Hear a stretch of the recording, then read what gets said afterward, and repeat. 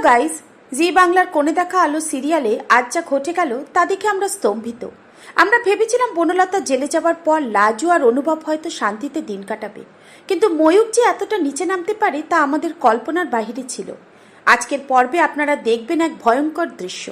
অনুভবের চোখের সামনে দিয়ে লাজুকে তুলে নিয়ে গেল ময়ূক। মাঝ রাস্তায় অনুভবের অসহায় চিৎকার আর লাজুর আর্তনাদে বাতাস ভারী হয়ে উঠল।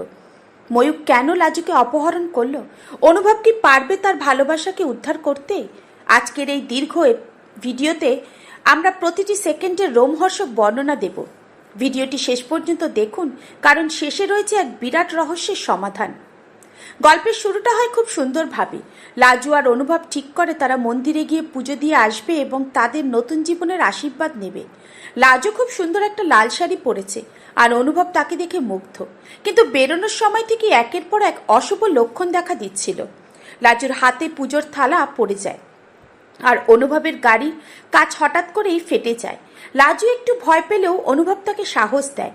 তারা জানতো না যে মন্দিরের পথে যমদূত হয়ে দাঁড়িয়ে আছে শয়তান ময়ূক।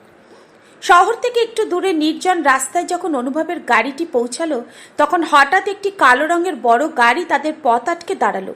অনুভব ভাবলো হয়তো কোনো যান্ত্রিক সমস্যা বা সাহায্য প্রার্থী কেউ।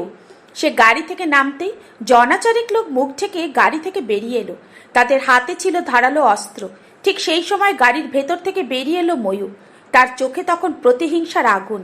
ময়ূক অট্ট হাসিতে হেসে বলল, কি অনুভব, ভেবেছিলে বনলতাকে জেলে পাঠিয়ে খুব শান্তিতে থাকবে? এবার দেখো আমি তোমার জীবন থেকে শান্তিকে কিভাবে কেড়েই নিই। অনুভব একা হলেও সে বীরের মতো লড়াই করতে শুরু করলো। সে ময়ূকের ওপর ঝাঁপিয়ে পড়ল এবং কয়েকজনকে ঘায়েলও করলো। লাজু গাড়ি থেকে নেমে চিৎকার করে লোকজনকে ডাকার চেষ্টা করছিল, কিন্তু সেই নির্জন রাস্তায় কেউ ছিল না। ময়ূকের গুন্ডারা অনুভবকে চারপাশ থেকে ঘিরে ফেলে এবং তার মাথায় ভারী কিছু দিয়ে আঘাত করে। অনুভব রক্তাক্ত অবস্থায় মাটিতে পড়ে যায়। লাজু যখন অনুভবের কাছে দৌড়ে যেতে চাইল, তখন ময়ূক সজোরে লাজুর হাত চেপে ধরল।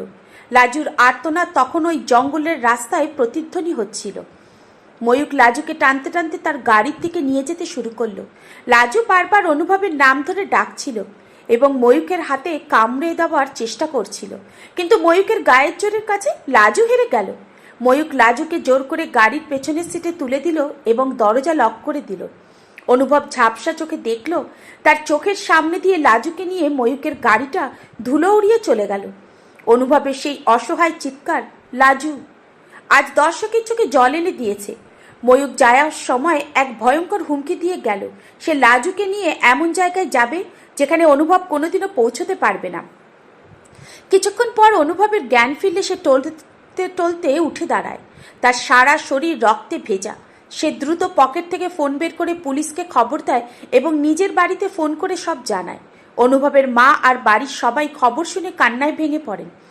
পুলিশ ঘটনাস্থলে এসে পৌঁছায় এবং টায়ারের ডাক দেখে ময়ূকের গাড়ির পিছু নেওয়ার চেষ্টা করে। অনুভব এক মুহূর্ত নষ্ট করতে চায় না। সে নিজের ক্ষতবিক্ষত শরীরের কথা ভুলে গিয়ে পুলিশের গাড়িতে উঠে পড়ে। তার একটাই লক্ষ্য, যেভাবেই হোক লাজুকে সুস্থ অবস্থায় ফিরিয়ে আনা। ভিডিওর এই অংশে আমরা দেখব ময়ূক লাজুকে এক পোড়া বাড়িতে নিয়ে গিয়ে আটকে রেখেছে।